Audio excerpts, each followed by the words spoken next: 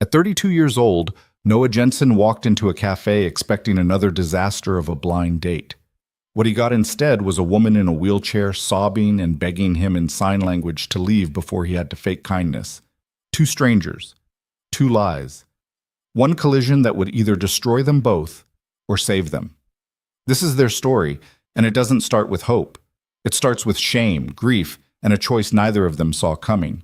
If you want to see how far a single moment of honesty can go, stay until the end. Hit that like button and drop a comment with your city name so I can see how far this story travels. The rain hadn't stopped in 3 days. Noah Jensen sat in his truck outside the cafe, staring at the blurred windshield, wondering why the hell he'd agreed to this. His phone buzzed again, same name, same pressure. Marcus. You're not backing out. I can see your truck from here. Noah exhaled hard and typed back. Noah. This is a waste of time. Marcus. You've been saying that for 2 years. Get your ass inside. He tossed the phone onto the passenger seat and rubbed his face with both hands. 32 years old. Widower. Single father. And now, apparently, desperate enough to let his best friend set him up on a blind date with someone he'd never met, never asked about, and didn't want to know. The cafe door opened across the street. A couple walked out, laughing. Noah watched them disappear into the rain, and something ugly twisted in his chest. He used to be that. He used to laugh like that. Now he was just tired. He pushed the door open, stepped into the cold, and walked across the street with his hood up and his hands shoved deep into his jacket pockets. The cafe was warm, too warm, and smelled like burnt coffee and cinnamon. A few people sat scattered around small tables, faces lit by laptops and phones. No one looked up. Marcus was at the counter, grinning like an idiot. You actually came, Marcus said, slapping him on the shoulder. I'm proud of you, man. Don't be, Noah muttered. Where is she? She's not here yet. Relax. Sit down. I'll get you a coffee. I don't want coffee. You're getting coffee. Noah didn't argue. He walked to the table Marcus pointed at, a small two-seater near the window, and sat down with his back to the wall. Old habit. He could see the door from here. He could see everything. Marcus came back with 2 cups and set one in front of him. Her name's Harper, Marcus said, sitting across from him. She's 30. Works from home, smart as hell. You'll like her. You said that about the last one. The last one was fine. You just didn't give her a chance. She talked about her ex the entire time. That was one time. It was the whole dinner. Marcus sighed and leaned back in his chair. Look, man, I get it. I know you're not ready, but you can't live like this forever. Mia needs to see you try. Noah's jaw tightened. Don't bring her into this. I'm not trying to be a dick. I'm just saying she's 5 years old, Noah. She's watching you shut down. You think she doesn't notice?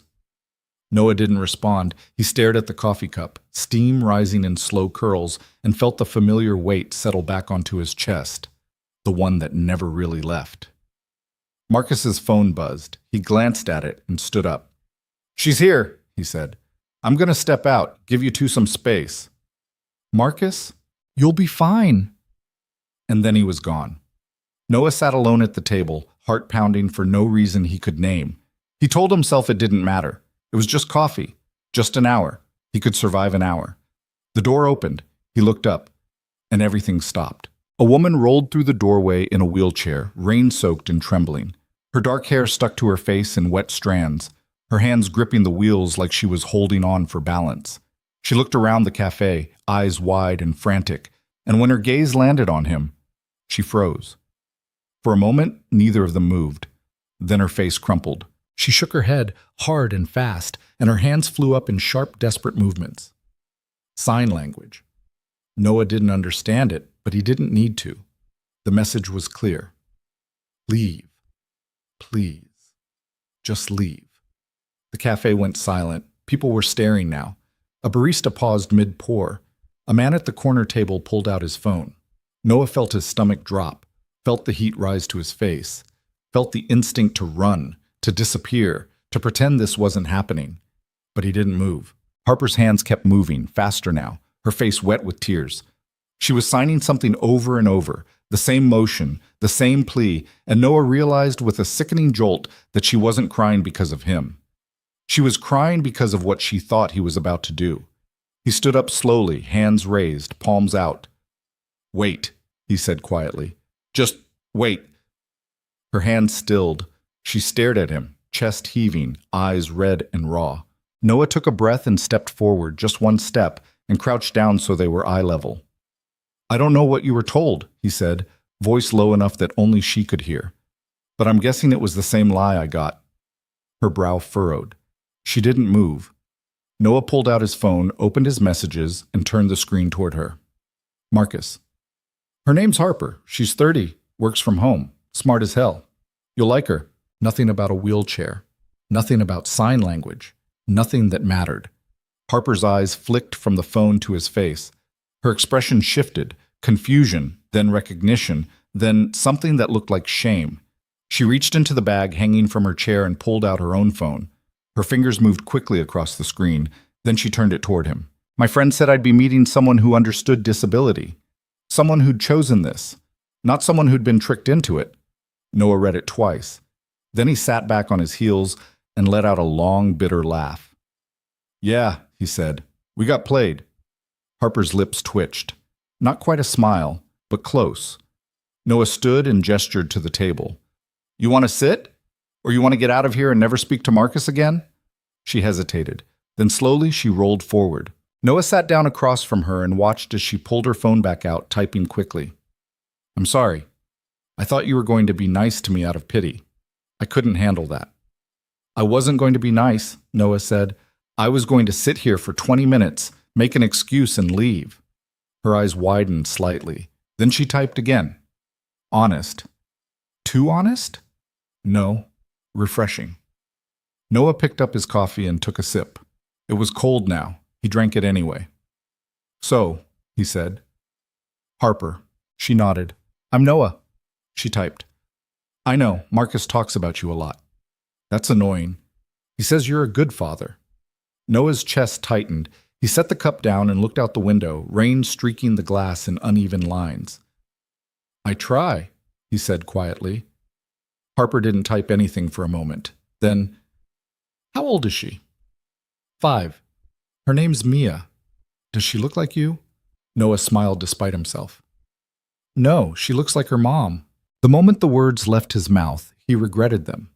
He didn't talk about this, not with strangers, not with anyone.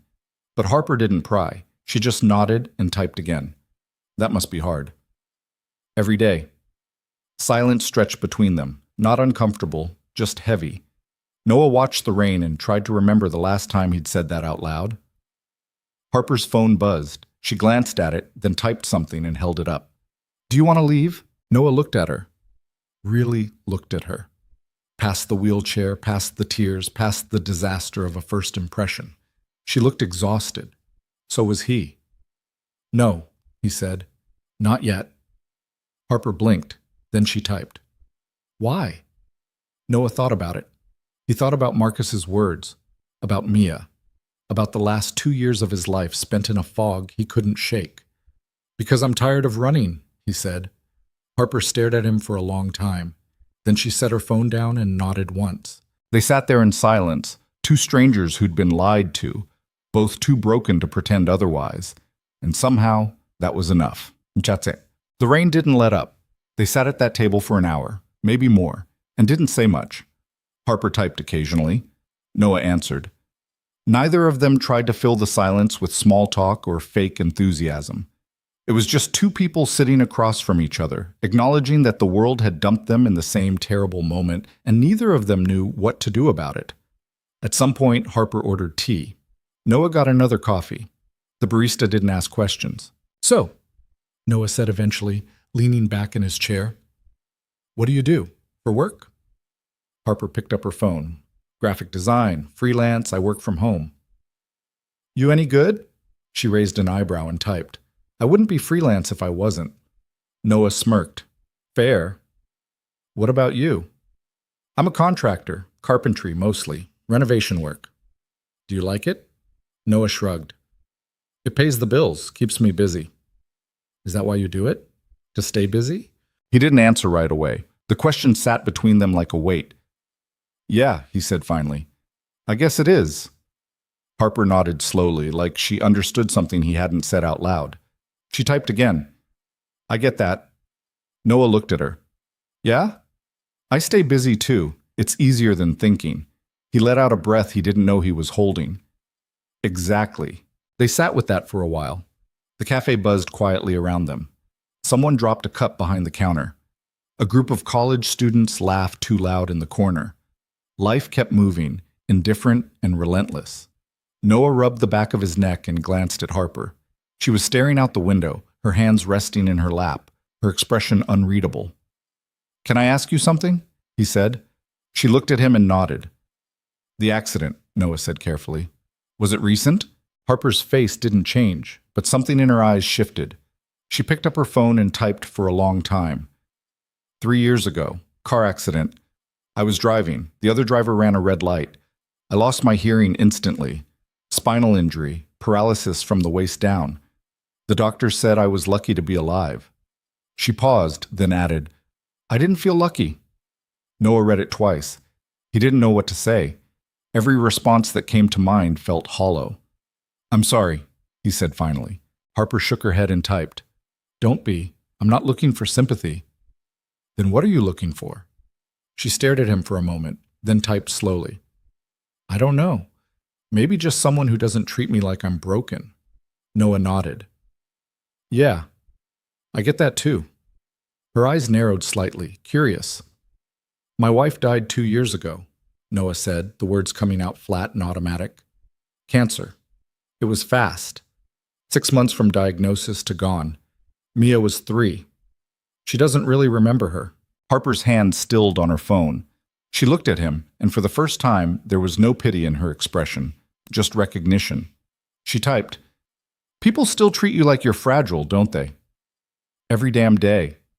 They tiptoe around you, ask if you're okay when they clearly don't want the real answer. Exactly. They mean well. I know, but it's exhausting. Harper set her phone down and just looked at him. No words, no platitudes, just understanding. Noah felt something loosen in his chest. This is the weirdest first date I've ever been on, he said. Harper's lips twitched. She picked up her phone. Is this a date? I don't know, is it? I thought we both hated this. We do.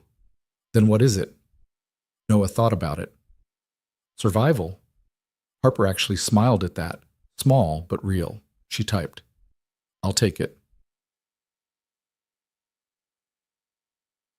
They stayed until the cafe started closing. The barista wiped down tables around them, giving them pointed looks. Harper noticed first and nudged Noah's arm, pointing at the clock on the wall. Shit, Noah muttered. He stood and grabbed his jacket. I didn't realize it was that late. Harper wheeled back from the table and reached for her bag. Noah moved instinctively to help, then stopped himself. You good? He asked instead. She nodded and slung the bag over her shoulder. They left together, stepping out into the rain. It was lighter now, a drizzle instead of a downpour. The street was quiet. Most of the shops had closed. Noah walked beside her as she rolled toward the curb, and for a moment neither of them said anything. Then Harper stopped and pulled out her phone. Thank you. Noah frowned. For what? For not leaving. He looked at her, rain beating on her hair, her face tired but calm, and felt something shift inside him, something he hadn't felt in a long time. Not hope. Not yet. But maybe the beginning of it. You didn't leave either, he said. She smiled faintly and typed, Do you want to do this again? Noah hesitated. Not because he didn't want to, but because he didn't know if he could handle wanting to. Yeah, he said finally. I think I do. Harper's smile widened. She typed one more thing and turned the screen toward him. Same place. Next week? Same place, Noah said. Next week. She nodded, then rolled toward a van parked at the curb. Noah watched as she maneuvered herself inside with practiced efficiency, folding the wheelchair and pulling it in after her. The door slid shut. The engine started. And then she was gone. Noah stood there in the rain, hands in his pockets, staring at the empty street. His phone buzzed. Marcus. How'd it go? Noah stared at the message for a long time. Then he typed back. Noah. I'm coming over. We need to talk. He got in his truck and drove. What? Marcus lived 15 minutes away in a cramped apartment that smelled like takeout and laundry detergent. Noah pounded on the door until Marcus opened it, looking confused and slightly alarmed. Dude, what? Noah pushed past him into the apartment. You set me up. Marcus closed the door slowly. I mean, yeah, that was kind of the point. You lied to me. I didn't lie. I just didn't tell you everything. That's the same thing. Marcus sighed and crossed his arms. Okay, you're pissed. I get it. But did you talk to her? Noah turned on him.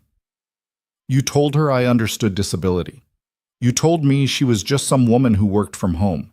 You made us both think we were meeting someone who actually wanted to be there. And did you? Did I what? Did you want to be there?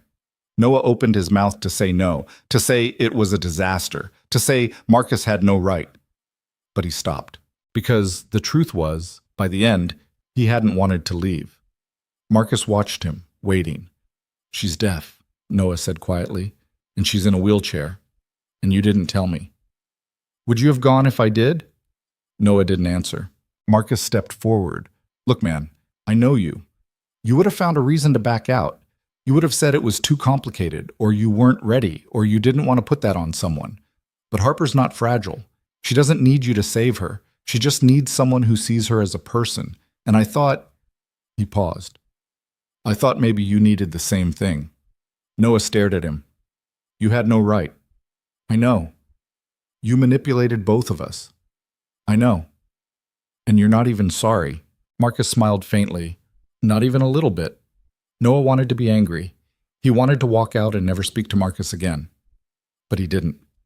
Because Marcus was right. He sat down on the couch and dropped his head into his hands. I don't know if I can do this. Marcus sat beside him. Do what? Feel something again.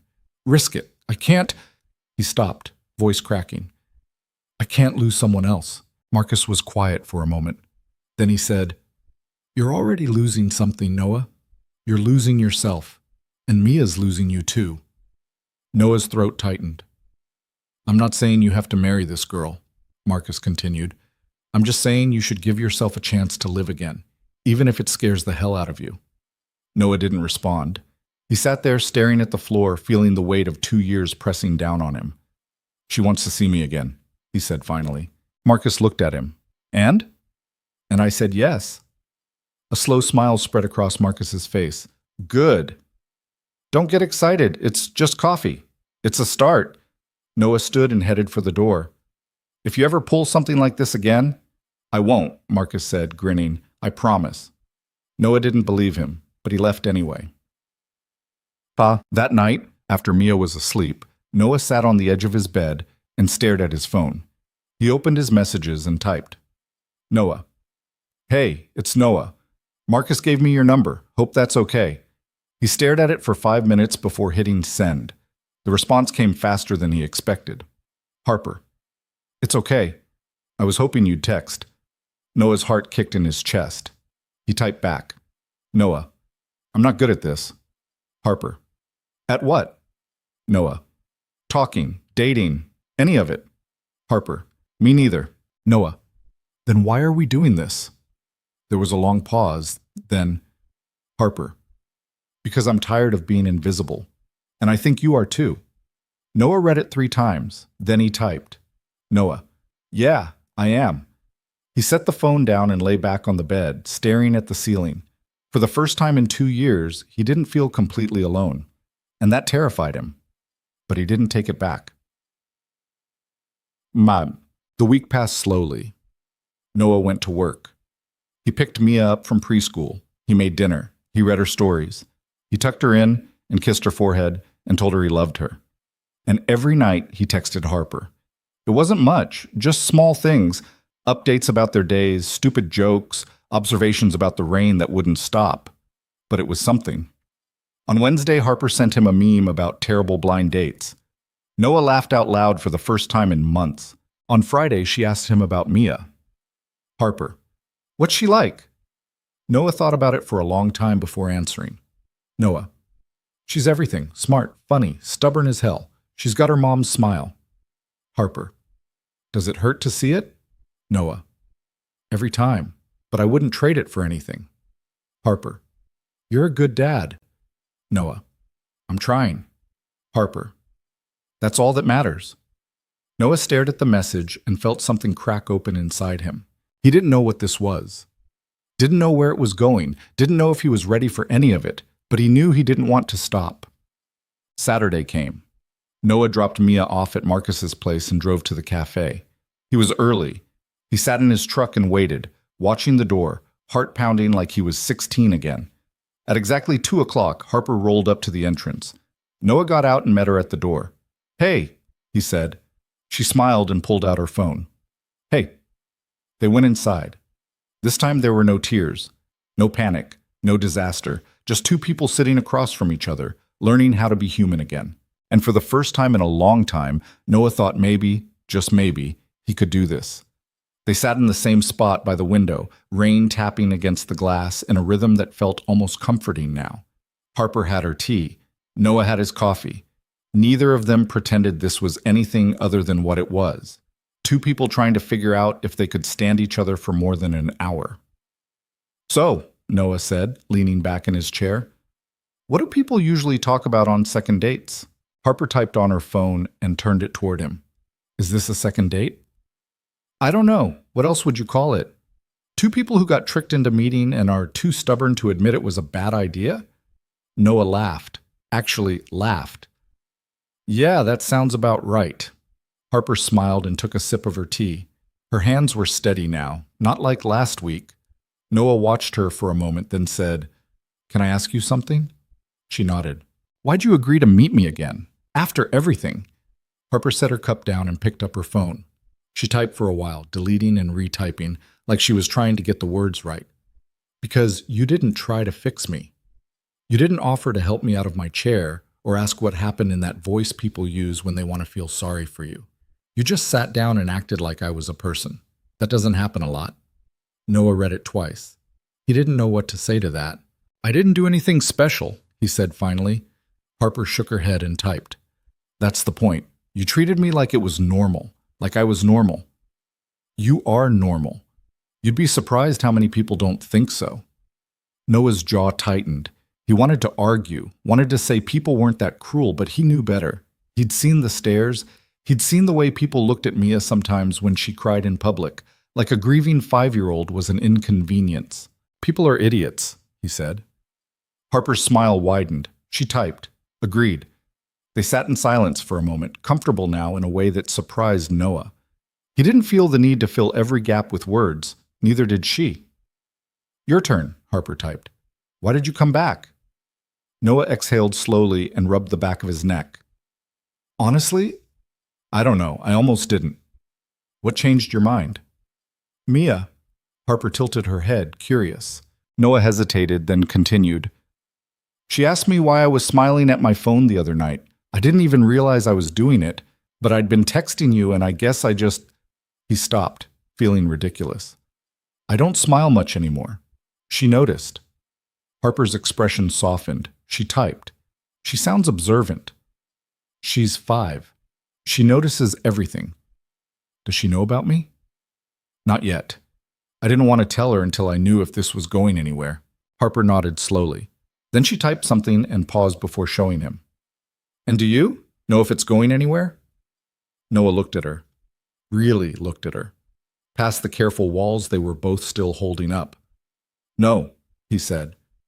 But I want to find out. Harper's breath hitched slightly. She set the phone down and just looked at him. And Noah realized how rare that was. Someone who didn't need words to communicate everything. She picked the phone back up. Me too. They stayed for 2 hours this time. The conversation drifted from the terrible coffee to Harper's latest design project to Noah's ongoing battle with a kitchen renovation that refused to cooperate. It was easy, normal, the kind of conversation people had when they weren't carrying the weight of their entire past on their shoulders. But the past was still there. It always was. Can I ask you about your wife? Harper typed eventually. Noah's stomach clenched. He looked down at his cup. Yeah. What was her name? Emma. How did you meet? Noah smiled despite himself. College. She was in my philosophy class. I thought she was way out of my league. She thought I was an idiot for sitting in the back and never talking. Were you? Absolutely. But she liked me anyway. Harper smiled. She typed again. What was she like? Noah was quiet for a long time. He'd been asked that question 100 times since Emma died, and every time he gave the same safe answer. She was amazing. She was perfect. She was everything. But sitting here with Harper, he didn't want to say that. She was stubborn, Noah said finally, like annoyingly stubborn. She'd argue about anything just because she liked being right. She was terrible at cooking but refused to admit it. She cried during every sad movie, even the bad ones, and she loved Mia more than anything in the world. Harper watched him carefully. Then she typed, "Do you still love her?" Noah's throat tightened. "Every day." "Does that scare you?" "What do you mean?" "Loving someone new, while still loving her." Noah stared at the phone, then at Harper, and felt something inside him crack wide open. "Yeah," he said quietly. "It terrifies me." Harper nodded like she understood. She typed, "My ex left me 3 months after the accident." Noah's head snapped up. "What?" "We'd been together for 4 years, engaged for 1. He said he couldn't handle it, that he didn't sign up for this." "That's—" Noah stopped himself, fists clenched under the table. "I'm sorry. That's not enough. But I don't know what else to say." Harper shrugged, but her hands trembled slightly as she typed. "I don't blame him. Not really. It's a lot to ask someone to stay. It's not asking. It's just life. People get hurt. People get sick. That's what being with someone means." "You'd think. But most people don't see it that way." Noah leaned forward. "Then most people are cowards." Harper stared at him. Then slowly she smiled. Not a sad smile. A real one. She typed, "You're very intense, you know that?" Noah blinked. Then he laughed, surprised. "Yeah, I've been told. I like it." "You sure? Because most people find it annoying." "I'm not most people." "No," Noah said, meeting her eyes. "You're not." When they finally left the cafe, the rain had stopped. The streets were wet and shining under the streetlights, and the air smelled clean, like the city had exhaled after holding its breath for days. Harper rolled beside him toward the curb, and Noah walked slowly, matching her pace without thinking about it. "This was good," he said. Harper pulled out her phone. "Better than last time?"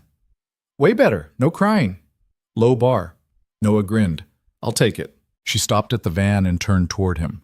For a moment, neither of them said anything. Then Harper typed, "Do you want to meet Mia?" Noah froze. "What?" "Not now, not yet. But eventually, if this keeps going." Noah's heart pounded. That's a big step." "I know. She's only met a couple people since Emma died. I don't introduce her to just anyone." Harper nodded and typed, "I'm not asking you to. I'm just saying I want to. If you think it's the right time." Noah looked at her standing there in the glow of the streetlights, rain damp and unflinching, asking for something most people would be too scared to even mention. "Yeah," he said finally. "I think I'd like that." Harper's smile was slow but genuine. She typed one more thing. "Next week?" Noah hesitated, not because he didn't want to, but because once Mia met her, there was no going back. This stopped being just about him, but maybe that was the point. "Next week," he said. Harper nodded and maneuvered into the van. The door slid shut. The engine hummed to life, and Noah stood there on the curb, hands in his pockets, watching her drive away and wondering what the hell he'd just agreed to. Thoughts. Mia didn't understand why her dad was acting weird. All week, he'd been distracted, quieter than usual. He'd burned the pancakes on Tuesday morning and didn't even notice until Mia pointed at the smoke coming from the stove. "Daddy, you're doing it again," she said on Thursday night, poking at her spaghetti. Noah looked up from his plate. "Doing what?" "Looking at your phone." He set it down quickly. "Sorry, sweetheart, just work stuff." Mia narrowed her eyes. She didn't believe him. She was 5, not stupid. "Are you sad?" she asked. Noah's chest tightened. "No, why would you think that?" "Because you look sad. Like when you look at Mommy's picture." Noah put down his fork. He reached across the table and took Mia's small hand in his. "I'm not sad," he said gently. "I promise." "Then what's wrong?" Noah hesitated. He didn't know how to explain this to her, didn't know if he should. "I met someone," he said finally, "a friend, and I think you might like her." Mia's eyes went wide. "A girlfriend?" "Just a friend. Her name's Harper. Is she nice?" "Yeah, she's nice." "Does she like kids?" "I think so." Mia thought about this very seriously. Then she said, "Does she like dinosaurs?" Noah smiled. "I don't know. Want to ask her yourself?" Mia's face lit up. "Can I?" "Yeah, she's going to come over this weekend. If that's okay with you." Mia nodded so hard her ponytail bounced. "Okay." Noah felt something loosen in his chest. "Okay." That night, after Mia was asleep, Noah texted Harper. "Noah, she's excited to meet you. Fair warning, she's going to ask you about dinosaurs." Harper, "Good. I have opinions." Noah, "This is going to be a disaster, isn't it?" Harper, "Probably. But at least it'll be interesting." Noah laughed and set the phone down. He lay back on the bed and stared at the ceiling, heart pounding. He was doing this, actually doing this, and he had no idea if it was the right choice. But he was too far in to stop now. Saturday afternoon arrived too fast. Noah cleaned the house twice. He made Mia change her shirt because she'd spilled juice on it. He checked his phone every 5 minutes, even though Harper wasn't supposed to arrive for another hour. "Daddy, you're being weird," Mia said, sitting on the couch with her stuffed T-Rex. "I'm not being weird." "Yes, you are. You cleaned my room. You never clean my room." Noah sighed. "I just want the house to look nice." "Why?" "Because Harper's coming over." "So?" "So I want to make a good impression." Mia tilted her head. "Do you like her?" Noah froze. "What?" "Do you like Harper, like Uncle Marcus likes his girlfriend?" Noah crouched down in front of her. "It's not like that, sweetheart. Harper's just a friend." Mia studied him with those two smart eyes. "Okay." But she didn't look convinced. At exactly 2 o'clock, there was a knock at the door. Noah's heart jumped into his throat. He opened it, and there was Harper, sitting in her wheelchair with a nervous smile and a backpack slung over one shoulder. "Hey," Noah said. Harper pulled out her phone. "Hey, is this okay?" "I wasn't sure if I should knock or text." "Knocking's fine. Come in." He stepped aside and Harper rolled into the house. She looked around, taking in the space, the toys scattered near the couch, the photos on the wall, the kitchen table still covered with Mia's coloring books. Noah felt a pang of self-consciousness. "Sorry, it's a mess." Harper shook her head and typed, "It's perfect. It looks like a home." Before Noah could respond, Mia appeared in the hallway, clutching her T-Rex and staring at Harper with wide eyes. Harper smiled and waved. Mia didn't move. Noah crouched beside her. "Mia, this is Harper. Harper, this is Mia." Mia looked at her dad, then at Harper, then back at her dad. "She can't hear me," Mia whispered. "That's right," Noah said gently, "but she can read what you say if you talk to me, or you can learn to use your hands to talk to her." Mia's eyes went even wider. "With my hands?" Harper pulled out her phone and typed, then held it up for Mia to see. "Hi, Mia. I brought something for you." Mia looked at the screen, then at Harper, then back at the screen. Harper reached into her backpack and pulled out a small stuffed triceratops. Mia gasped. She walked forward slowly, took the dinosaur, and hugged it to her chest. "Thank you," she said quietly. Harper smiled and typed, "You're welcome. Your dad said you like dinosaurs." Mia nodded. Then very carefully, she climbed onto the couch and sat next to Harper. Noah watched, barely breathing. "What's your favorite dinosaur?" Mia asked, looking at Noah so he could relay it. Noah repeated the question. Harper typed, "Ankylosaurus, because they're tough and nobody messes with them." Noah read it aloud. Mia's face lit up. "Mine's the T-Rex because they're the strongest," Harper typed again. "T-Rexes are cool, but Ankylosaurus had armor. That's pretty strong too." Mia thought about this very seriously. Then she said, "Can you teach me to talk with my hands?" Harper's smile widened. She nodded and held up one hand, forming a simple sign. Mia watched, fascinated, and tried to copy it. Noah stood there in the doorway, watching his daughter and this woman he barely knew, and felt something shift in his chest. This was real. This was happening. And for the first time in 2 years, he wasn't terrified. They spent the afternoon in the living room. Harper taught Mia a few basic signs. Hello, thank you, dinosaur. Mia picked them up faster than Noah expected, her small hands mimicking Harper's movements with surprising accuracy. Noah sat on the floor with them, watching, occasionally translating when Mia got too excited and started talking too fast. At one point, Mia looked at Harper very seriously and signed something Noah didn't recognize. Harper's eyes went wide. She looked at Noah, then back at Mia, and typed, "Did you just ask me if I like your dad?" Mia grinned and nodded. Noah's face went hot. "Mia," but Harper was already typing. "I do. He's a good person." Mia seemed satisfied with that. She went back to playing with her dinosaurs, arranging them in a line on the coffee table. Noah looked at Harper. "Sorry, she's—" Harper shook her head and typed, "Don't apologize. She's honest. I like that. She doesn't have a filter." "Good. Filters are overrated." Noah smiled despite himself. They stayed like that for hours. Harper didn't seem in any hurry to leave, and Mia didn't want her to. She kept asking questions, kept showing Harper her toys, kept signing words she'd just learned, and Noah just watched. At some point, Mia climbed into Harper's lap without asking, curling up against her like it was the most natural thing in the world. Harper froze. She looked at Noah, uncertain. Noah nodded. "It's okay." Harper relaxed. She wrapped one arm around Mia, and Mia sighed contentedly, half asleep already. Noah's throat tightened. Emma used to hold her like that. But this wasn't Emma. And somehow, that was okay. But when Harper finally left, it was late. Mia had fallen asleep on the couch, and Noah carried her to bed, tucking her in and kissing her forehead. "I like Harper," Mia mumbled, half asleep. Noah's chest ached. "Yeah, me too. Is she going to come back?" "I hope so." Mia smiled and rolled over, clutching the triceratops Harper had given her.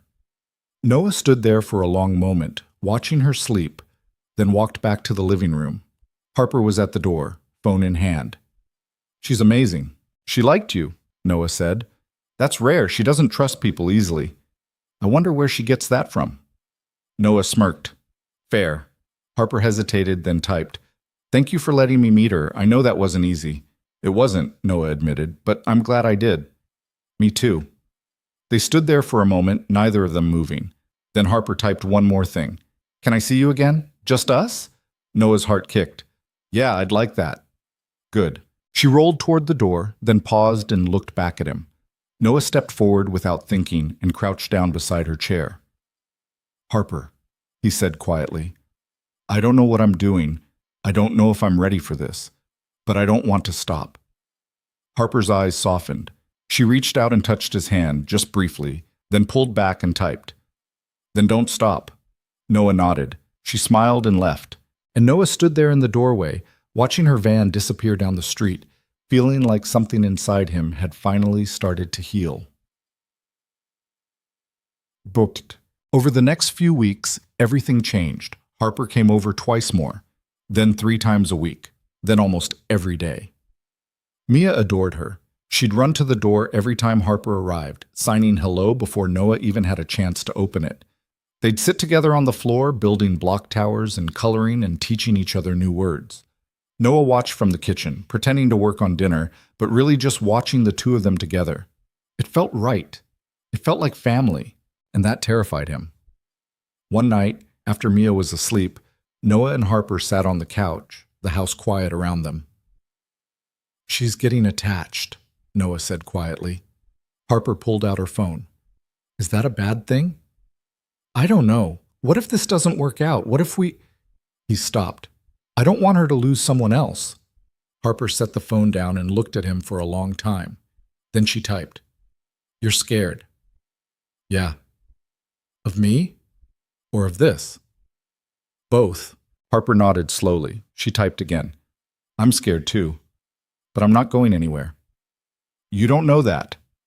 No, but I'm choosing to stay anyway. Noah's chest tightened. He looked at her, this woman who'd stumbled into his life by accident, who'd somehow become part of it without him realizing, and felt something shift. I'm falling for you, he said, the words coming out raw and unsteady. And I don't know how to do that without being terrified. Harper's breath hitched. She picked up her phone with shaking hands and typed, I'm falling for you too. Noah stared at her. Yeah? She nodded. He reached out slowly and took her hand. She didn't pull away. They sat there in silence, hands intertwined, both of them scared and both of them staying anyway. And for the first time in a long time, Noah thought maybe he could do this. Maybe he could let himself love someone again. Maybe he could let himself be loved. It wouldn't be easy. But nothing worth keeping ever was. 2 months passed like water through fingers, fast, inevitable, impossible to hold on to, even when Noah tried. Harper had become part of their routine. She showed up on Wednesday afternoons when Mia got home from school. She stayed for dinner on Fridays. She texted Noah every morning with something small, a joke, a complaint about a difficult client, a photo of her coffee that looked identical to yesterday's coffee. And somehow, without Noah noticing exactly when it happened, she'd stopped being a guest and started being something else entirely. Mia had learned 37 signs. She kept a running count on a piece of construction paper taped to the fridge, adding a new tally mark every time Harper taught her something new. She'd started signing at school too, teaching the other kids. And her teacher had called Noah to say how proud she was of Mia's enthusiasm. Noah didn't tell her it was because of Harper. He didn't know how to explain that yet. He didn't know how to explain any of it. On a Tuesday night in late November, Noah stood in the kitchen washing dishes while Mia and Harper sat at the table playing Go Fish. Mia was winning. She always won. Harper had figured out early on that Mia was a ruthless card shark with no mercy, and instead of letting her win, Harper played hard and lost anyway. Mia slapped down a pair of threes and grinned. Harper threw her cards on the table in mock defeat and signed something that made Mia laugh so hard she fell off her chair. Noah turned from the sink, hands still dripping. What'd she say? Mia climbed back into her seat, still giggling. She said I'm a dinosaur with no feelings. Accurate, Noah said. Mia stuck her tongue out at him. Harper caught his eye and smiled, and Noah felt that familiar tug in his chest, the one that showed up more and more often now, the one that scared him because it felt too much like hope. He turned back to the dishes. Later, after Mia had gone to bed and Harper was getting ready to leave, Noah walked her to the door. The house was quiet except for the hum of the heater and the distant sound of rain starting up again outside. Harper stopped at the door and pulled out her phone. She's getting better at cards. She's a menace, Noah said. I don't know where she gets it from. You. Noah laughed. I'm terrible at cards. Exactly. He shook his head, smiling. Then he said, You don't have to let her win, you know. She's tougher than she looks. Harper typed. I know. That's why I don't. Noah looked at her, really looked at her, and felt something settle in his chest. You're good with her, he said quietly. She makes it easy. She doesn't. Trust me. She's stubborn and picky, and she doesn't let anyone in unless she decides they're worth it. Then I guess I'm worth it. Noah's throat tightened. Yeah, I guess you are. Harper's expression softened. She typed something, then hesitated before showing him. Can I ask you something? Always. Are we together? Like actually together? Noah's heart kicked. He'd been avoiding that question for weeks now, avoiding putting a name to whatever this was, because naming it made it real, and real things could break. Do you want to be? He asked. Harper looked at him for a long moment, then typed. Yes. Noah let out a breath he didn't know he'd been holding. Yeah, me too. Then we are. It was that simple, that terrifying. Harper reached out and took his hand, her fingers warm against his. And Noah realized this was the first time they'd really touched beyond a brief brush of hands or a casual shoulder bump. He squeezed her hand gently. She squeezed back. I'm going to screw this up, he said, just so you know. I'm going to be weird and closed off, and I'm going to panic for no reason. Harper smiled and typed with one hand. I'm going to be difficult and stubborn, and I'm going to push you away when I get scared. So we're both disasters. Perfect match. Noah laughed, and the sound surprised him. He couldn't remember the last time something had felt this easy. Harper left a few minutes later, and Noah stood in the doorway watching her van pull away, hand still tingling where she'd held it. He closed the door and leaned against it, eyes closed, heart pounding. This was real now, and he had no idea what happened next. Xian. The next morning, Mia asked the question Noah had been dreading. They were eating breakfast, cereal for her, burnt toast for him, when she looked up and said, "Is Harper your girlfriend?" Noah choked on his coffee. Mia watched him, waiting, spoon halfway to her mouth. "Why are you asking?" Noah said carefully. "Because Uncle Marcus said you have a girlfriend now, and I should ask you about it." Noah made a mental note to kill Marcus later. "What else did Uncle Marcus say?" "That you're happy again." "Are you?" The question hit him harder than it should have. Noah set down his mug and looked at his daughter, this tiny, impossibly perceptive person who'd been watching him fall apart for 2 years and never said a word about it. "Yeah," he said quietly. "I think I am." Mia nodded like that made sense. "Good. I like Harper." "I know you do." "Do you love her?" Noah froze. "That's a big question, sweetheart." "But do you?" He didn't know how to answer that. Didn't know if he was ready to say it out loud, even to himself. "I care about her a lot," he said finally. "That's not the same thing." "I know." Mia ate another bite of cereal, thinking. Then she said, "I think you should tell her." "Tell her what?" "That you love her. If you do." Noah stared at his 5-year-old daughter, wondering when she'd gotten so wise. "It's complicated, Mia." "Why?" "Because—" He stopped. "Because your mom just died. Because I don't know if I'm allowed to love someone else. Because I'm terrified. Because I don't want to mess it up," he said instead. Mia looked at him very seriously. "Mommy would want you to be happy." Noah's chest tightened. "How do you know that?" "Because she loved you. And people who love you want you to be happy." Noah couldn't speak. He just sat there, staring at his daughter, feeling like she'd just punched through every wall he'd spent 2 years building. Mia finished her cereal and carried her bowl to the sink. She stood on her tiptoes to rinse it, then turned back to him. "I think Harper makes you happy," she said, "so you should keep her." Noah let out a shaky laugh. "It doesn't work like that, sweetheart." "Why not?" "Because people aren't things you keep. You have to choose each other every day." "Then choose her." She said it so simply, like it was the easiest thing in the world. Maybe it was. Gum. That night, Noah couldn't sleep. He lay in bed staring at the ceiling, Mia's words playing on repeat in his head. Choose her. Like it was that simple. Like love was just a decision you made and everything else fell into place. But it wasn't that simple. Because choosing Harper meant letting go of the guilt he'd been carrying since Emma died. It meant admitting that life kept moving forward whether he wanted it to or not. It meant accepting that he could love two people at the same time, even if one of them was gone. And that felt like betrayal. His phone buzzed on the nightstand. He picked it up. Harper.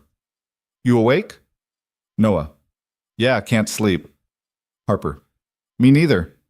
Noah. What's wrong? Harper. Nothing, just thinking. Noah. About what? There was a long pause, then, Harper. About you. Noah's heart kicked. Noah. Good thoughts or bad thoughts? Harper. Scared thoughts. Noah. Yeah, me too. Harper. What are you scared of? Noah stared at the question for a long time, then he typed. Noah. That I'm going to lose you, that I'm going to screw this up, that I'm not ready, and I'm lying to both of us by pretending I am. Harper. You're not lying. Noah. How do you know? Harper. Because if you were, you wouldn't be scared. You'd just be going through the motions. Noah read that 3 times. Noah. When did you get so smart? Harper. I've always been smart. You're just now noticing. He smiled despite himself. Noah. What are you scared of? Another pause. Harper. That you're going to wake up one day and realize I'm too much work. That you're going to see me as a burden instead of a person. That Mia's going to get tired of me and you're going to have to choose between us. Noah. That's not going to happen. Harper. You don't know that. Noah. Yes, I do. Mia doesn't get tired of people she loves, and neither do I. Harper. You love me? Noah's breath caught. He stared at the message, finger hovering over the keyboard, heart pounding so hard he could hear it in his ears. He could say no. He could backtrack. He could make a joke and change the subject and pretend he hadn't just said what he'd said. But he didn't. Noah. Yeah, I think I do. The typing indicator appeared, then disappeared, then appeared again. Harper. You think? Noah. I'm not good at this. I don't know how to say it right. Harper. Then say it wrong. Noah laughed, a short, breathless sound. Noah. I love you. I don't know when it happened or how to make sense of it, but I do, and it scares the hell out of me. Harper. Good. Noah. Good? Harper. If you weren't scared, I'd think you were lying. Noah. So you believe me? Harper. Yes. Noah. Do you feel the same way? Another long pause. Noah's heart hammered. Harper. Yes. He exhaled, relief flooding through him so fast it made him dizzy. Noah. Yeah? Harper. Yeah, I love you too. Even though you're terrible at texting and you never use punctuation and you always send messages one word at a time, like a psychopath. Noah laughed out loud. Noah. I love you too. Even though you're stubborn and you cheat at cards and you steal all the good blankets when we watch movies. Harper. I don't cheat at cards. Noah. Yes, you do. Harper. Prove it. Noah. I will, tomorrow. Harper. Looking forward to it. Noah. Good night, Harper. Harper. Good night, Noah. He set the phone down and lay back on the bed, heart still racing, and realized he was smiling. For the first time in 2 years, the future didn't feel like something to survive. It felt like something to look forward to. Things shifted after that. Not in obvious ways, they didn't suddenly move in together or make grand declarations. But something had changed, something fundamental. Harper stayed later now. Sometimes she didn't leave at all, falling asleep on the couch while Noah worked in the kitchen, and he'd cover her with a blanket and let her sleep. Mia started calling her Harper without the careful distance she used with other adults. Just Harper. Like she'd always been there, and Noah stopped flinching every time he felt happy. But not everything was easy. One Friday night, 3 weeks after they'd said I love you for the first time, everything fell apart. Mia woke up at 2 a.m. screaming. Noah bolted out of bed and ran to her room, heart pounding, and found her sitting up in bed, sobbing, drenched in sweat. Mia, hey, it's okay, he said, sitting beside her and pulling her into his arms. It's just a bad dream. You're okay. But she wasn't okay.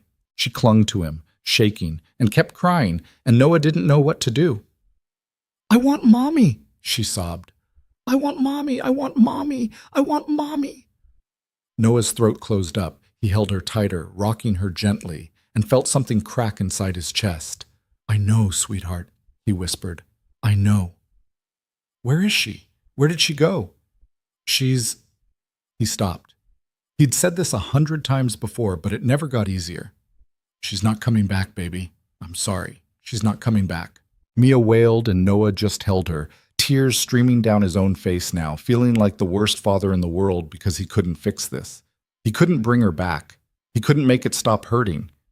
He didn't know how long they sat there, minutes, hours. Time stopped meaning anything. Eventually, Mia's sobs quieted to hiccups, and she pulled back, face red and blotchy. I miss her, she whispered. I know. I miss her too. Does Harper know about Mommy? Noah's chest tightened. Yeah, she knows. Does she miss her too? Harper never met Mommy, sweetheart. Mia looked at him with those impossibly serious eyes. But does she know I still love Mommy? Yeah, she knows. Good. Mia sniffled and wiped her nose on her sleeve. Because I don't want her to think I forgot. Noah's heart shattered. He pulled Mia back into his arms and held her tight. You're never going to forget Mommy, he said, voice rough. And nobody's going to ask you to. Not me. Not Harper. Nobody. Mia nodded against his chest. Noah stayed with her until she fell back asleep, then sat on the floor beside her bed, head in his hands, feeling like he was drowning. He'd been stupid. So stupid. He'd let himself believe things could be normal again, that they could move forward and leave the past behind and everything would be fine. But the past didn't go away. It never did. And now his daughter was paying the price. He pulled out his phone and texted Harper. Noah, I can't do this. The response came fast. Harper, what happened? Noah, Mia had a nightmare. She was asking for Emma. I can't do this to her. I can't make her choose between her mom and you. Harper, Noah, slow down. Talk to me. Noah, this was a mistake. I'm not ready. She's not ready. I'm sorry. Harper, don't do this. Noah, I have to. Harper, no, you don't. You're scared. I get it. But don't push me away because you're scared. Noah, I'm not pushing you away. I'm protecting my daughter. Harper, from what? From me? Or from being happy? Noah stared at the message, anger flaring hot and fast. Noah, that's not fair. Harper, neither is shutting me out. Noah, I'm not shutting you out. I'm being realistic. Mia's 5 years old and she just lost her mother. I can't ask her to make room for someone else.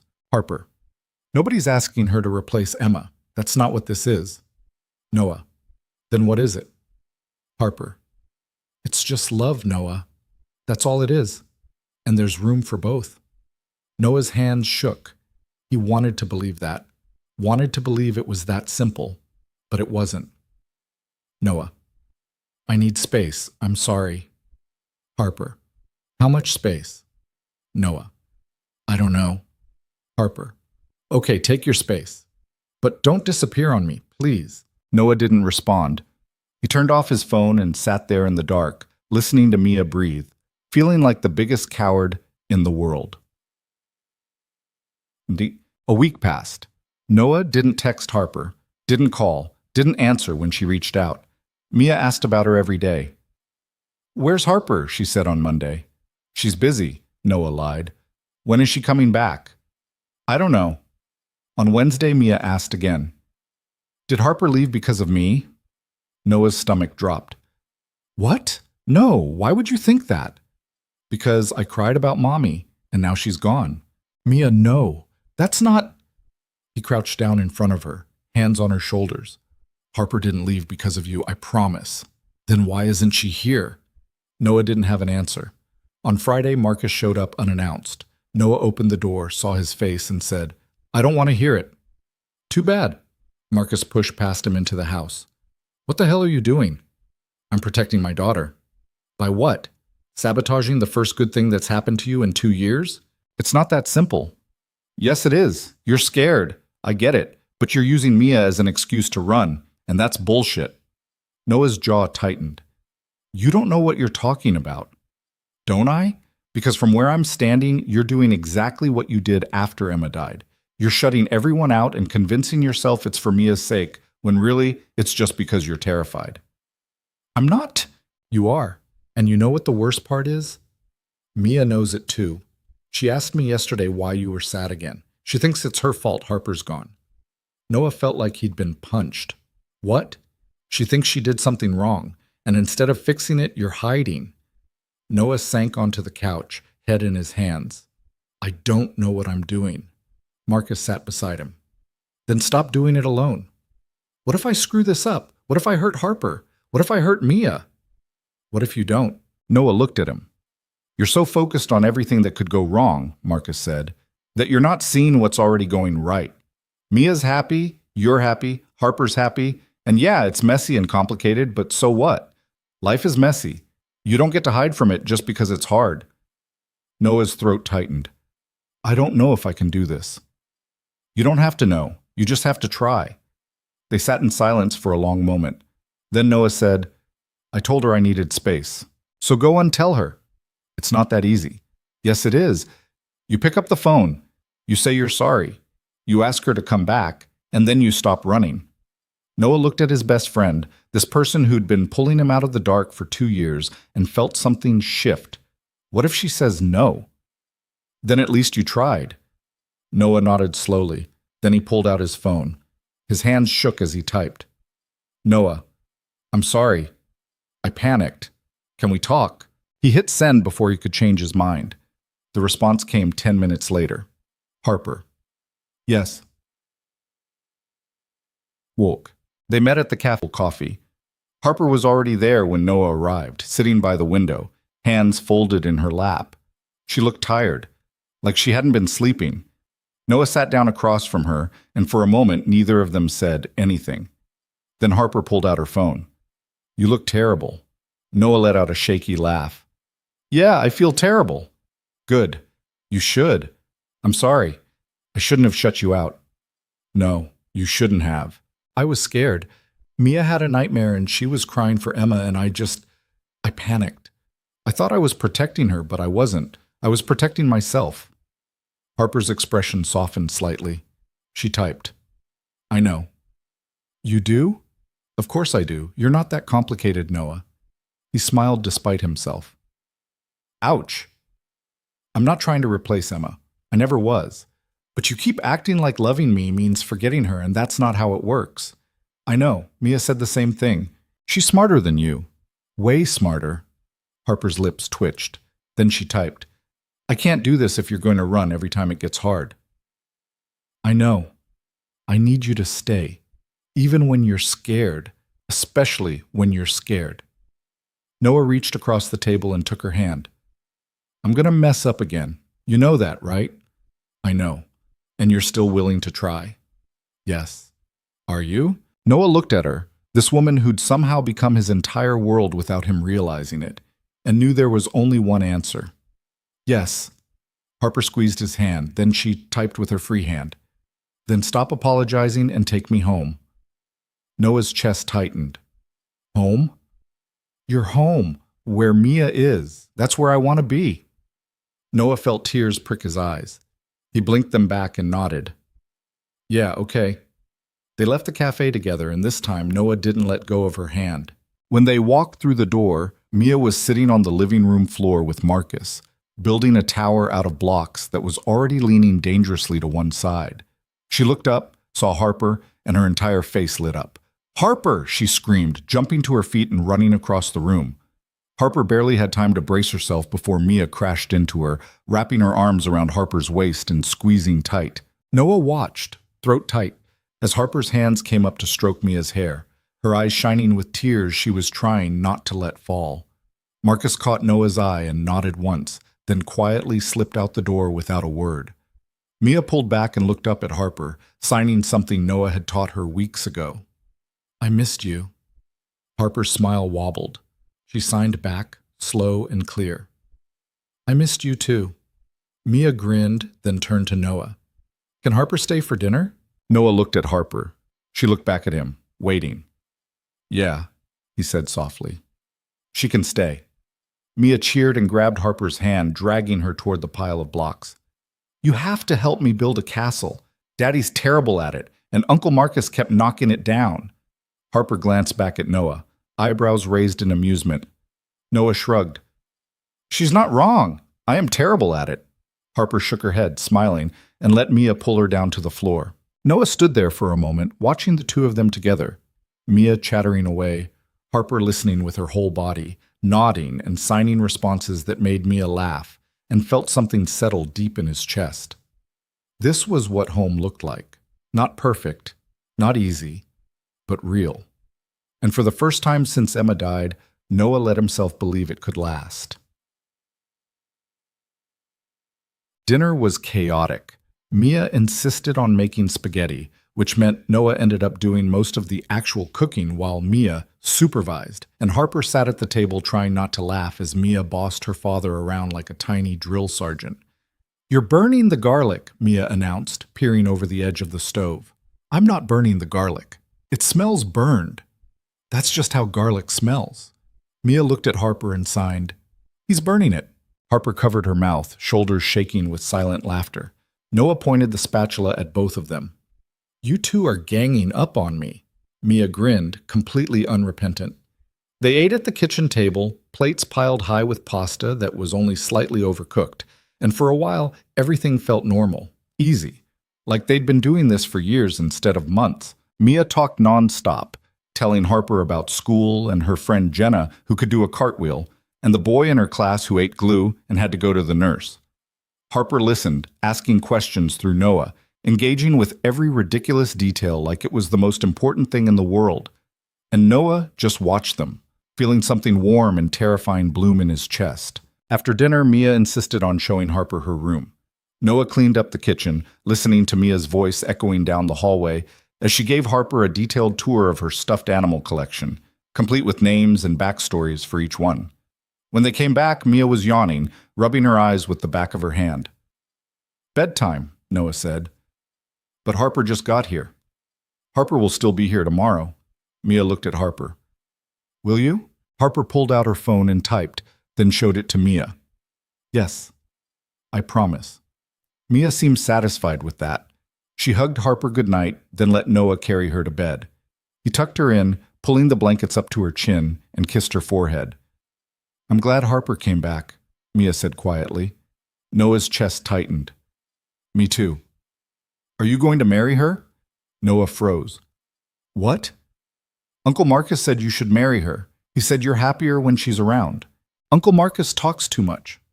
"But are you?" Noah sat on the edge of her bed, trying to figure out how to answer that. "I don't know, sweetheart. It's too early to think about that." "But you love her, right?"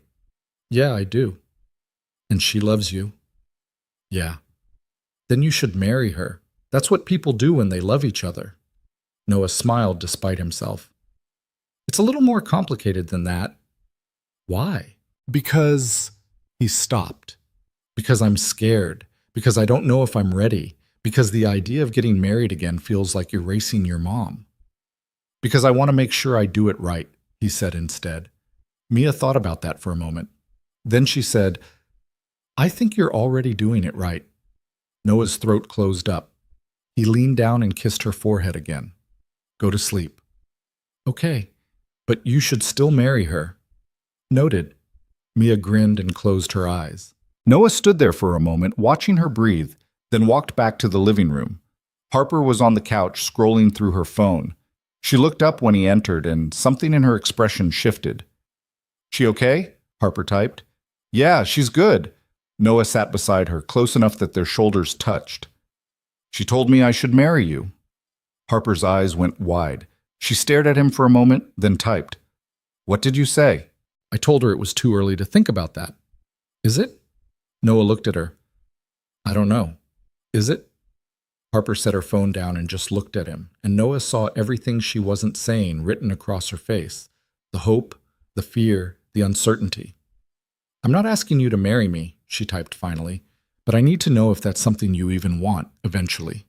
Noah's heart pounded. "With you?" "With anyone." He thought about it. Really thought about it. The idea of getting married again had felt impossible for so long, like something that belonged to a different version of himself, the one who existed before Emma got sick, before everything fell apart. But sitting here with Harper, it didn't feel impossible anymore. It felt terrifying, but not impossible. "Yeah," he said quietly. "I think I do. Eventually." Harper's breath hitched. She picked up her phone. "And with me specifically?" Noah reached out and took her hand. "Yeah, with you specifically." Harper's eyes filled with tears. She blinked them back and typed with one hand. "I'm going to hold you to that." "Good." They sat there in silence, hands intertwined, and Noah felt something shift between them, something that felt like a promise, even though neither of them had said the words out loud. "I'm still going to screw up," he said. "Probably a lot." "I know. And I'm going to panic and overthink everything and push you away when I get scared." "I know that too." "And you're still okay with this?" Harper squeezed his hand and typed. "I'm not okay with it. I'm choosing it anyway. There's a difference." Noah smiled. "Yeah, there is." He leaned in slowly, giving her time to pull away, and kissed her. It was soft and tentative, and nothing like the grand romantic moments in movies. It was just two broken people choosing each other despite everything that had tried to pull them apart. And it was perfect. Christmas came faster than Noah expected. Mia had been talking about it nonstop for weeks, making lists of things she wanted, and decorations she thought they should put up, and cookies they had to bake, because that's what families did at Christmas. Noah had avoided the holiday for the past 2 years. The first Christmas after Emma died, he and Mia had stayed home, ordered pizza, and pretended it was just another day. Last year, they'd gone to Marcus's place and let his family carry the weight of forced cheer while Noah sat in the corner feeling like a ghost. But this year felt different. This year, Harper was here. "We should get a tree," Mia announced one Saturday morning in early December. Noah looked up from his coffee. "A tree? A Christmas tree? We haven't had one since Mommy died." Noah's chest tightened. "I know, sweetheart. I just thought, can we get one this year, please?" She looked at him with those big, hopeful eyes, and Noah couldn't say no. "Yeah, okay, we can get a tree." Mia cheered and immediately started making plans. How tall it should be, where they should put it, what color lights they should use. Noah texted Harper. "Noah, we're getting a Christmas tree. Want to come?" Harper. "Is this a cry for help or an actual invitation?" Noah. "Both." Harper. "I'll be there in 20 minutes. She showed up in 15, wrapped in a thick coat and a scarf that covered half her face. Mia ran to the door and hugged her, already talking a mile a minute about the tree farm they were going to and the hot chocolate they'd get afterward. They drove out to a lot on the edge of the city, rows and rows of trees lined up like soldiers waiting to be chosen. The air smelled like pine and cold earth, and Mia ran ahead, inspecting each tree with the seriousness of a surgeon. "This one's too short," she declared. "This one's too skinny. This one's perfect. Wait, no, it's not. It's got a bald spot." Harper caught Noah's eye and signed. "She's very particular." "You have no idea," Noah said. They wandered through the lot for almost an hour before Mia finally found the one. It was tall and full and slightly crooked, but Mia loved it.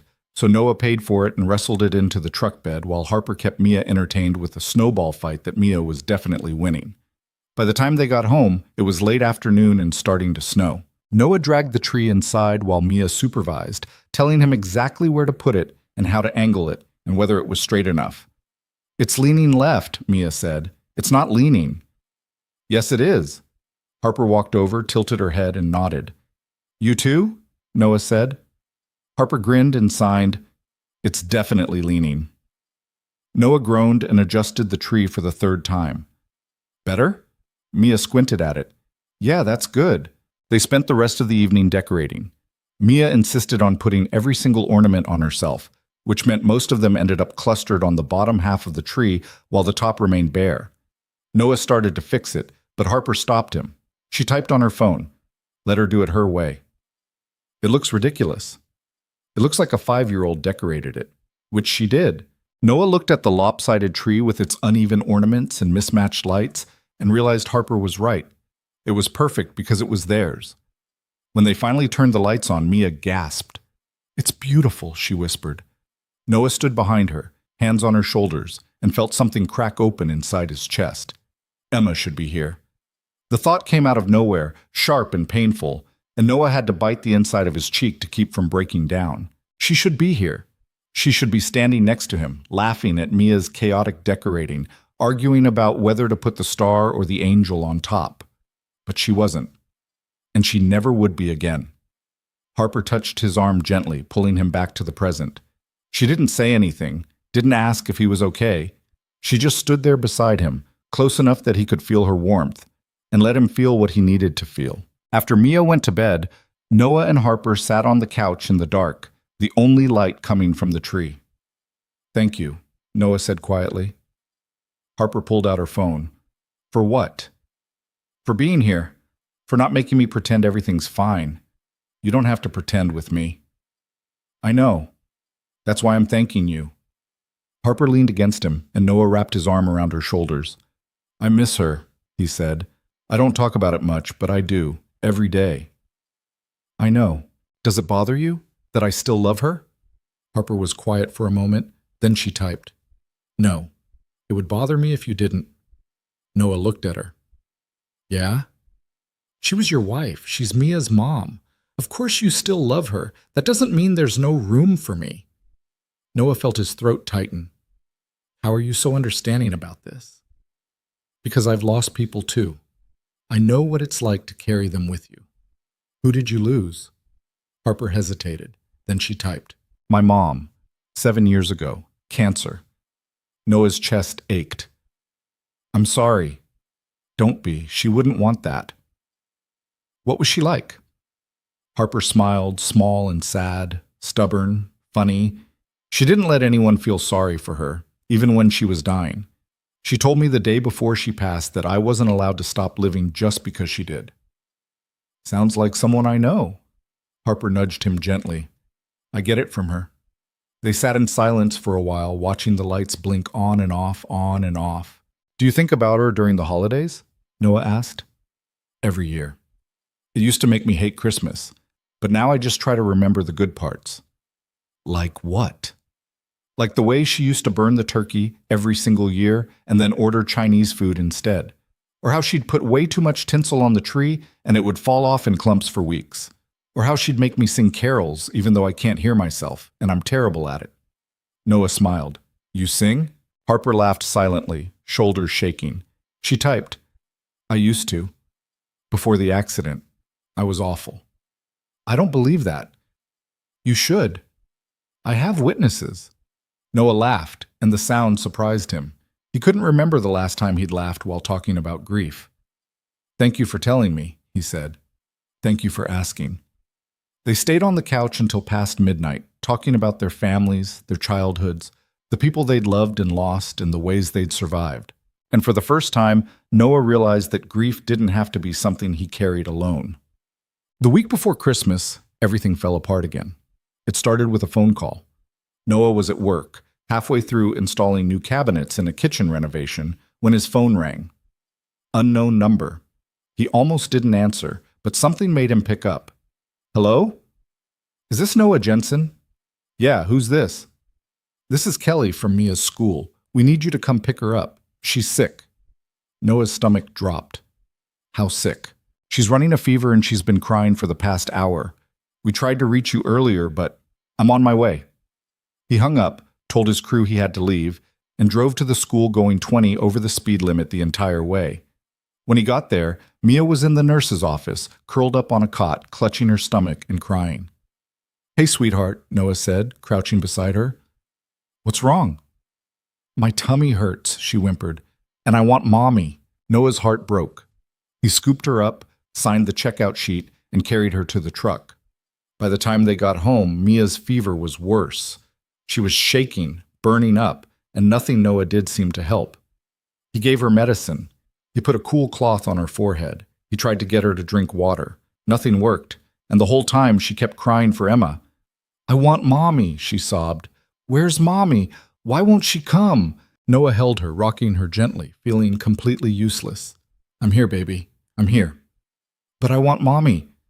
I know you do. She cried harder, and Noah felt something inside him shatter. He texted Harper. Noah, Mia's sick, really sick. I don't know what to do. Harper, do you need me to come over? Noah, I don't know. She keeps asking for Emma, and I don't know how to help her. Harper, I'm coming over. Noah, you don't have to. Harper, I'm already on my way. 20 minutes later, there was a knock at the door.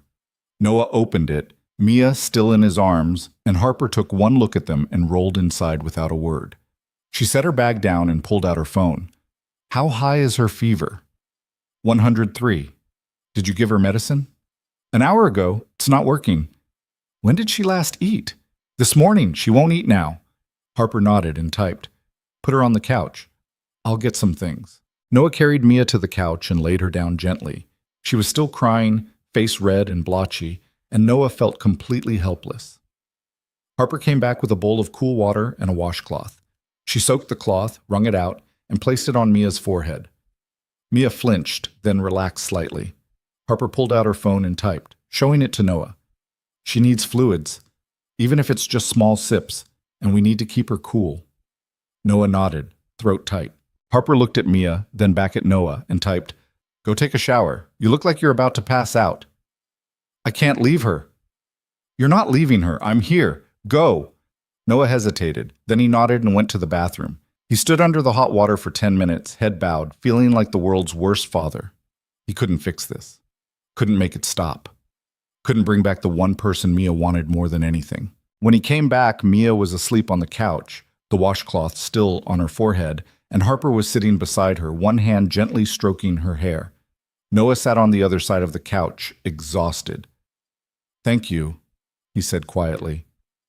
Harper looked at him and typed with one hand. "You don't have to thank me." "Yes, I do. You didn't have to come." "Yes, I did." Noah's throat tightened. "She was asking for Emma, the whole time, and I couldn't—" He stopped, voice breaking. Harper set her phone down and reached for his hand. "You can't be her mom, Noah. You can only be her dad. And you're doing that. You're doing it perfectly. It doesn't feel like it. It never does."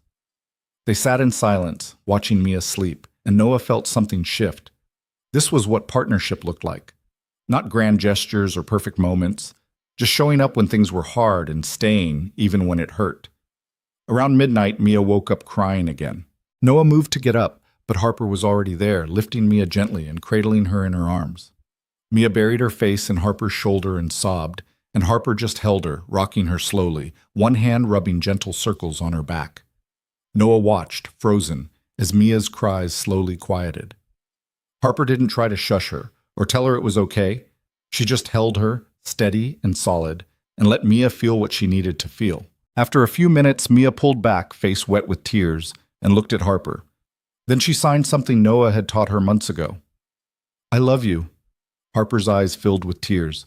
She signed back, slow and clear. "I love you too." Mia nodded, then looked at Noah. "Can Harper stay?" Noah's chest tightened. He looked at Harper, who was watching him, waiting. "Yeah," he said, voice rough. "She can stay." Mia smiled, exhausted, and let Harper carry her back to bed. Noah followed, and the three of them sat on Mia's bed. Noah on one side, Harper on the other, Mia in the middle. "Tell me a story," Mia mumbled, half asleep already. Noah glanced at Harper. She nodded. So Noah told her a story. Not about princesses or dragons or faraway kingdoms, but about a little girl who was brave and strong and loved, even when she didn't feel like it. About a dad who was trying his best, even when he didn't know what he was doing, and about a woman who showed up when things got hard and stayed anyway. By the time he finished, Mia was asleep. Noah and Harper sat there for a long time, watching her breathe, neither of them willing to move. Finally, Harper typed, "She's going to be okay. I know." "So are you." Noah looked at her, this woman who'd somehow become the center of his entire world, and felt something settle deep in his chest. "Yeah," he said quietly. "I think I am." Christmas morning arrived cold and bright. Mia's fever had broken 2 days earlier, and she'd bounced back with the resilience only 5-year-olds seemed to possess. By Christmas Eve, she was running around the house again, full of energy and excitement, counting down the hours until she could open presents. Harper had stayed over Christmas Eve, sleeping on the couch, even though Noah had offered her the bed. She said she didn't want to miss Mia's reaction on Christmas morning. When Mia woke up and saw the presents under the tree, she screamed so loud Noah thought the neighbors might call the police. She tore through them like a tiny tornado. New dinosaur toys, art supplies, books, a bike that Noah had somehow managed to assemble without instructions or a mental breakdown. But her favorite gift wasn't from Noah. It was from Harper. A small box wrapped in silver paper with a purple bow. Mia opened it carefully, and inside was a necklace. A simple silver chain with a small pendant shaped like a heart. Mia looked up at Harper, eyes wide. Harper typed on her phone and showed it to her. It was my mom's. "I want you to have it." Mia's bottom lip trembled. "Really?" Harper nodded. Mia threw her arms around Harper's neck and hugged her so tight, Noah thought she might never let go. "Thank you," Mia whispered. "I'll keep it forever." Harper's eyes were wet when Mia finally pulled back. She helped Mia put the necklace on, and Mia spent the rest of the morning showing it to Noah every 5 minutes, like he might have forgotten what it looked like. Later, after Mia had tired herself out and fallen asleep on the couch, surrounded by torn wrapping paper and new toys, Noah and Harper sat at the kitchen table drinking coffee. "That was a big gift," Noah said quietly. Harper typed, "She deserved it." "Your mom's necklace, though, are you sure?" "Yes. My mom would have loved her, and I think Mia needed to know that she's important to me." Noah's throat tightened. "She is. You both are." Harper smiled and reached across the table, taking his hand. They sat like that for a while, the house quiet except for the soft sound of Mia's breathing and the hum of the heater. "This is the best Christmas I've had in years," Noah said. "Me too. Thank you for everything." Harper shook her head and typed, "You don't have to keep thanking me." "I know, but I want to." She squeezed his hand, and Noah realized, sitting there in his messy kitchen with this woman he loved and his daughter asleep in the next room, that he'd finally found what he'd been looking for. Not perfection, not a life without pain, just a reason to keep going. And that was enough. Spring came slowly that year, like it was testing the ground before committing. The rain finally stopped in late March, replaced by pale sunshine that felt fragile and new. Flowers started pushing through the dirt in the yard, small, stubborn things that refused to wait for permission. Noah stood at the kitchen window one Saturday morning, coffee in hand, watching Mia and Harper in the backyard. Mia was showing Harper how to plant tulip bulbs, her small hands covered in dirt, explaining the process with the confidence of someone who'd watched exactly one YouTube video on gardening. Harper nodded seriously, following Mia's instructions like they were critical mission parameters. And Noah felt that familiar ache in his chest, the one that had stopped feeling like pain and started feeling like gratitude. 6 months had passed since Christmas. 6 months of Harper sleeping over more nights than she slept at her own apartment. 6 months of Mia's artwork slowly taking over Harper's side of the fridge. 6 months of building something that felt less like dating and more like family. Noah's phone buzzed on the counter. Marcus. "Lunch tomorrow? Just us?" Noah. "Why does that sound ominous?" Marcus. "Because you know me too well." 1 p.m. The usual place. Noah smiled and pocketed the phone. Outside, Mia shrieked with laughter as Harper accidentally dumped a handful of dirt on her own head. Harper's shoulders shook with silent laughter, and Mia doubled over, pointing and signing something that Noah couldn't quite make out from this distance, but was definitely teasing. He grabbed his jacket and went outside. "What'd I miss?" he asked. Mia looked up, grinning. "Harper doesn't know how to garden." Harper pulled out her phone, dirt smudging the screen. "Your daughter is a tyrant. I've been telling you that for months." I should have listened.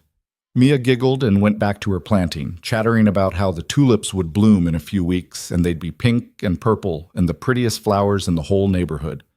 Harper stood and brushed the dirt from her jeans, mostly unsuccessfully.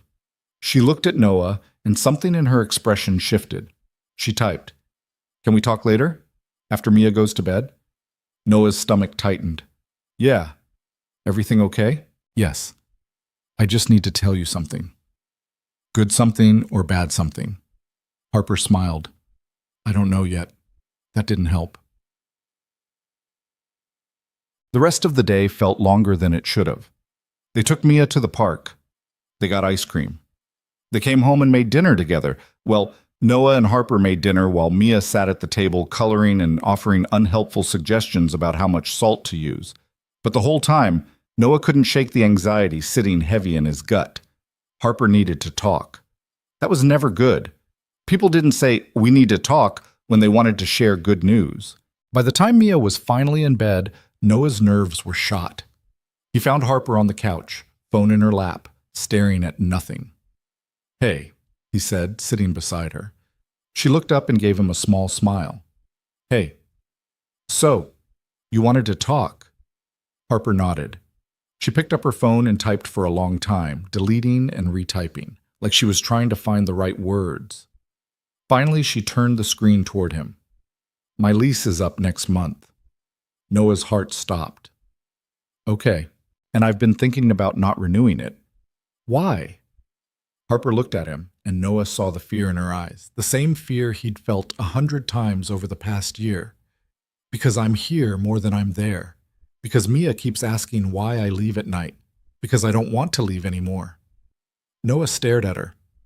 "Are you saying—" "I want to move in. If you'll have me." The words hit him like a truck. Move in, together, permanently. Noah opened his mouth, closed it, opened it again. That's a big step," he said finally. "I know." "Are you sure?" "Are you?" Noah looked at her, this woman who'd become his entire world without him realizing it, and knew there was only one answer. "Yes," he said. I'm sure. Harper's breath hitched. She typed quickly. You mean it? Yeah, I mean it. You're not just saying that because you feel like you have to. No, I'm saying it because I want you here. I want you here every night. I want to wake up next to you. I want Mia to stop asking why you leave. I want this to be your home. Harper's eyes filled with tears. She set the phone down and leaned forward, pressing her forehead against his shoulder. Noah wrapped his arms around her and held her tight. I love you, he said quietly, and I don't want you to leave anymore either. Harper pulled back, wiping her eyes, and typed, I love you too. They sat there for a long time, holding each other, and Noah felt something settle deep in his chest. This was it. This was the life he was choosing, not the one he'd planned, not the one he'd expected, but the one that was real and messy and worth fighting for. We should tell Mia, he said. Harper nodded. She's going to lose her mind. Good, Noah laughed. When do you want to move your stuff? Is next weekend too soon? No, next weekend's perfect.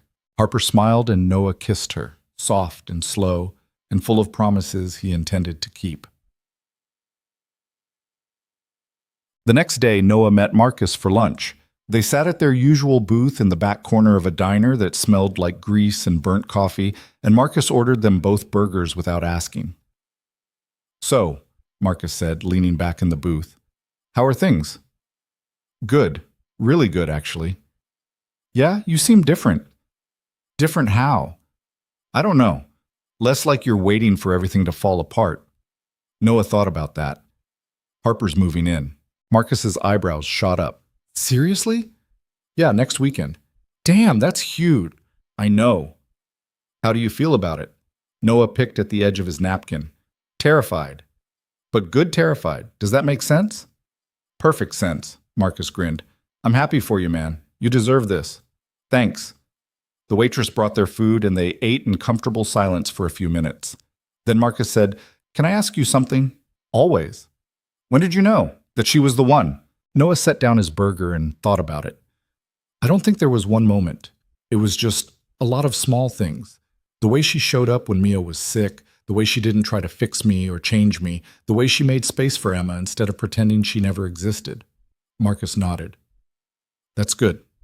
That's really good. What about you? You thinking about proposing to Sarah? Marcus's face went red. Maybe, I don't know. We've been together 3 years. It feels like it's time. Then do it. What if she says no? She's not going to say no. She's crazy about you. Marcus smiled. Yeah? Yeah. They finished their lunch, and as they were leaving, Marcus grabbed Noah's arm. I'm proud of you, he said. I know I give you shit, but I'm really proud of you. You've come a long way. Noah's throat tightened. Thanks, man. For everything. I wouldn't have made it without you. Yeah, you would have. You're stronger than you think. Noah didn't argue. He just hugged his best friend and tried not to cry in the middle of a diner parking lot. That night, Noah and Harper told Mia that Harper was moving in. Mia screamed so loud the neighbors probably heard. Then she ran around the house for 10 minutes, signing, Harper's staying, Harper's staying, at the top of her lungs, before finally collapsing on the couch in an exhausted, delighted heap. Does this mean you're going to marry Daddy? She asked, looking at Harper with wide, hopeful eyes. Harper glanced at Noah, then typed, Maybe someday. Is that okay with you? Mia nodded so hard her whole body shook. Yes, then you'll be my real mom. Harper's expression faltered. She looked at Noah, uncertain. Noah crouched down beside Mia. Harper's not replacing your mom, sweetheart. Nobody could ever do that. Mia's face fell. I know, I love Harper, and I want her to stay forever. She is staying forever, but she's not your mom, she's Harper, and that's just as important. Mia thought about that for a moment. Then she looked at Harper and signed, Can I call you my bonus mom? Harper's eyes filled with tears. She signed back slowly. If you want to. Mia grinned and threw her arms around Harper's neck. Noah watched them, throat tight, and realized that this was what healing looked like. Not forgetting, not replacing, just making room for more love. Moving day was chaos. Harper didn't have much. Most of her furniture had been rented, and she'd sold or donated the rest. But she had boxes. So many boxes. Marcus showed up with his truck to help, and between the three of them, they managed to get everything inside in a few hours. Mia helped by unpacking Harper's art supplies and scattering them across the living room floor while providing running commentary on which colors were best and which brushes looked fancy. By evening, the house looked like a disaster zone, but Harper's things were slowly finding their places. Her clothes in the closet next to Noah's, her books on the shelf beside his tools manuals, her coffee mug in the cabinet next to Mia's dinosaur cup. It felt right. It felt like home. That night, after Mia was asleep and Marcus had finally left, Noah and Harper collapsed on the couch, exhausted. "We did it," Noah said. Harper pulled out her phone. "We did. How do you feel? Tired? Happy? Scared?" "Yeah, me too." She leaned against him, and Noah wrapped his arm around her shoulders. "Thank you," he said quietly, "for taking a chance on me, on us." Harper typed with one hand. "Thank you for letting me." They sat in silence, and Noah realized that this was it. This was the life he'd built from the wreckage of the one he'd lost. It wasn't perfect. It wasn't easy. But it was real.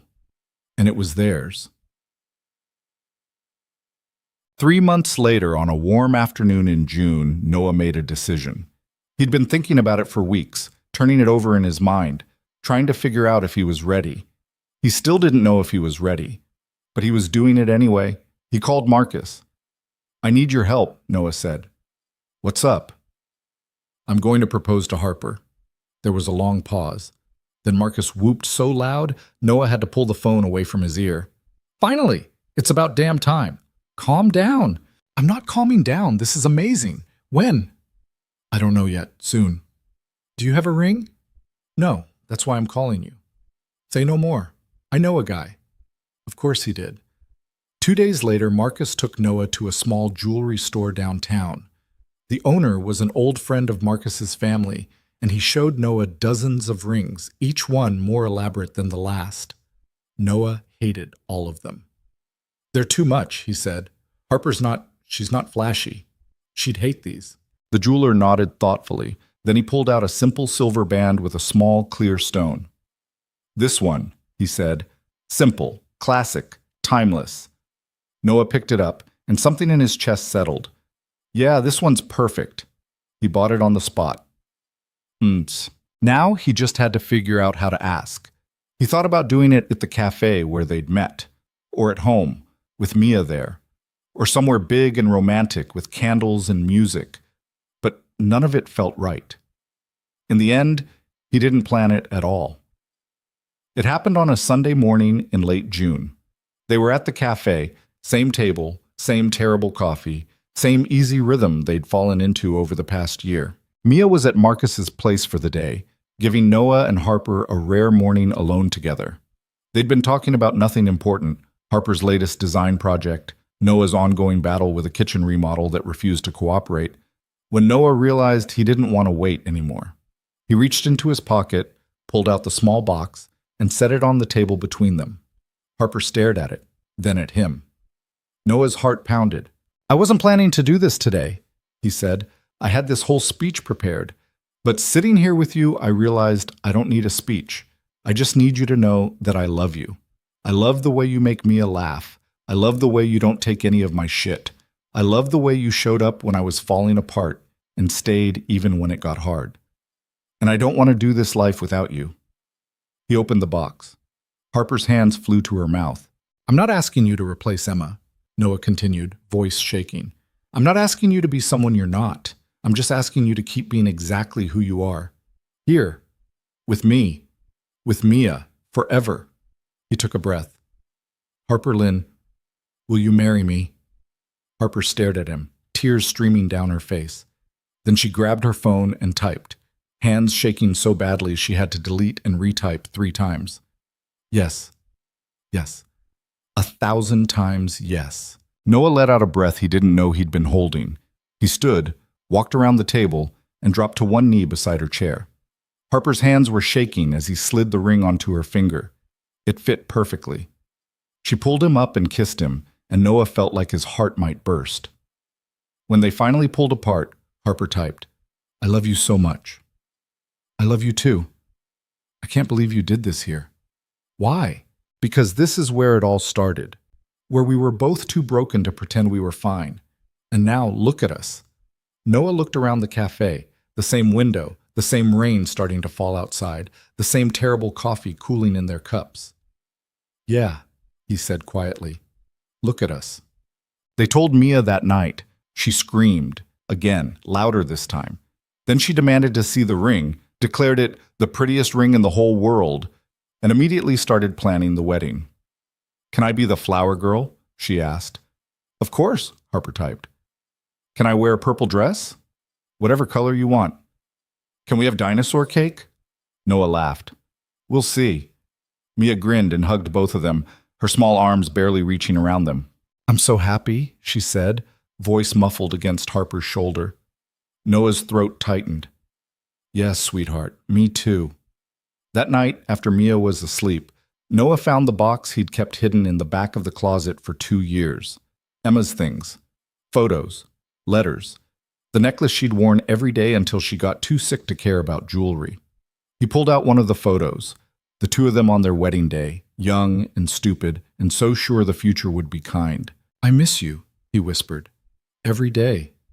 But I think you'd like her. I think you'd be glad I'm not alone anymore." He didn't know if Emma could hear him, didn't know if it mattered, but saying it out loud made it real, made it okay. He put the photo back in the box, closed it gently, and put it back on the shelf. Not forgotten, just no longer haunting him.